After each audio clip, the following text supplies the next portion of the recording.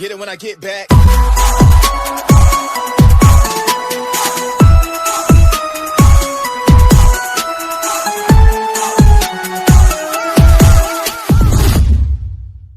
Perkenalkan, saya Revaldo Pratama dan teman saya Ian Hidayat dan Hansil Gafara. Hari ini kami akan memberikan cara tutorial mengkonfigurasi access point. Pertama-tama kita keluarkan semua alatnya dari kotak. Yang pertama ada access point yang merupakan penghubung wireless dengan perangkat elektronik lain yang terhubung dalam jaringan. Yang kedua ada kabelan untuk menghubungkan access point dengan komputer. Yang ketiga ada adaptor untuk menghubungkan access point dengan listrik. Yang keempat ada antena untuk memperkuat jaringan wireless. Yang pertama kita sambungkan antena dengan TP-Link.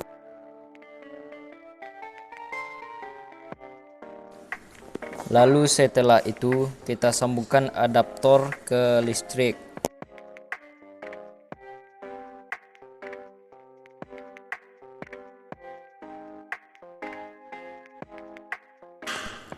Dan setelah itu kita sambungkan adaptor ke TP-Link. Pada bagian belakang access point ada tombol power, lubang adaptor, dan port LAN. Sebelum menyambungkan ke komputer, kita harus mereset dengan cara ditusuk dengan pena hingga lampunya berkedip. Setelah itu, kita sambungkan kabelan dari access point ke komputer.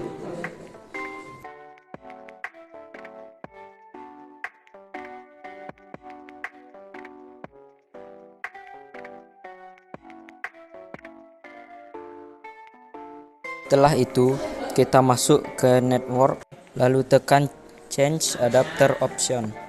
Setelah itu, kita klik kanan pada Ethernet, lalu klik properties, lalu internet version 4. Lalu klik properties, lalu masukkan IP yang kita inginkan.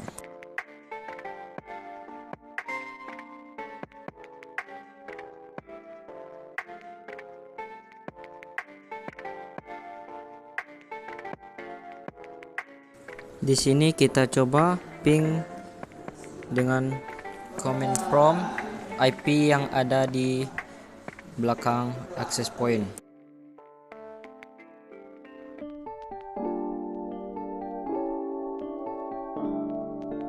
Setelah command replay, lalu kita masuk ke browser. Di sini kita ketikkan IP yang telah dibuat tadi.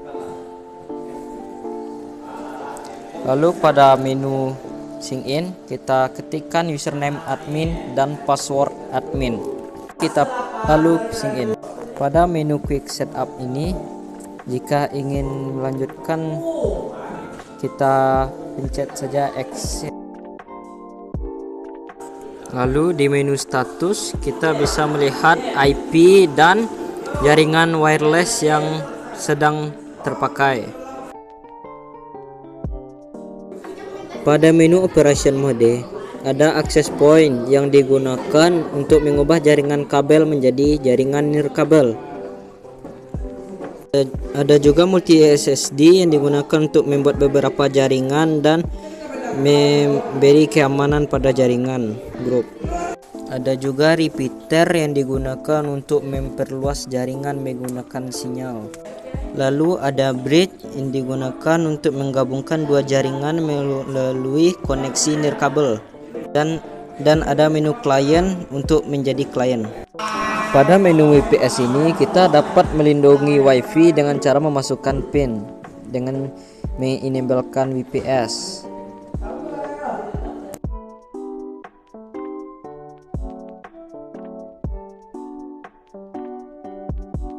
Selanjutnya kita masuk pada menu network.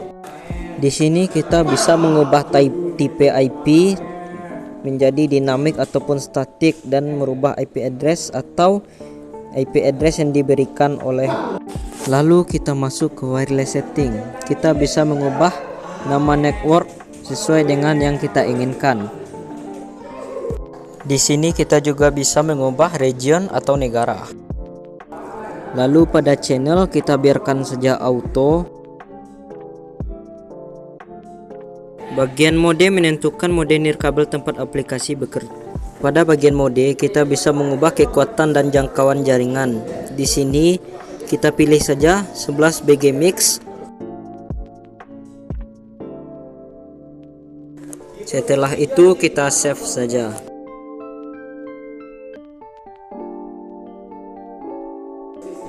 Selanjutnya ada bagian wireless security. Di sini kita bisa menghidupkan atau mematikan password. Jika ingin mematikan, kita pilih saja disable. Jika ingin menghidupkan, kita pilih WPA, WPA2, personal, dan kita masukkan password yang ingin kita gunakan. Setelah masuk ke menu DHCP, kita bisa melihat rentang IP yang bisa digunakan.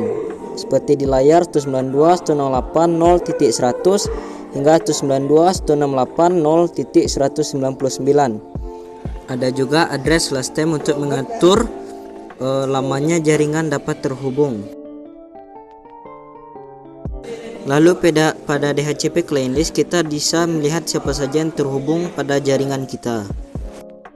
Dan kita juga bisa menambahkan jaringan yang kita inginkan. Setelah itu kita masuk ke menu System Tools, lalu kita pilih Reboot.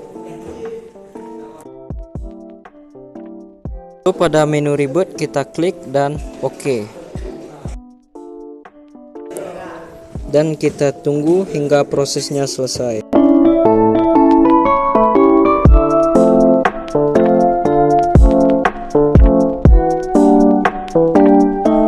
Setelah rebooting selesai, kita langsung saja keluar dan mengetes jaringan.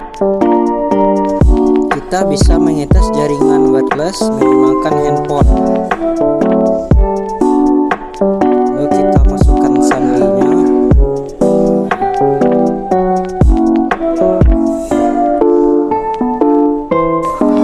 Setelah terhubung, kita bisa melihat di DHCP client list perangkat yang terhubung. Seperti perangkat saya Oppo A5 yang sudah terhubung. Sekian dari video kami. Kalau ada kata-kata yang salah mohon dimaafkan. Jangan lupa like, comment, and share. Dadah.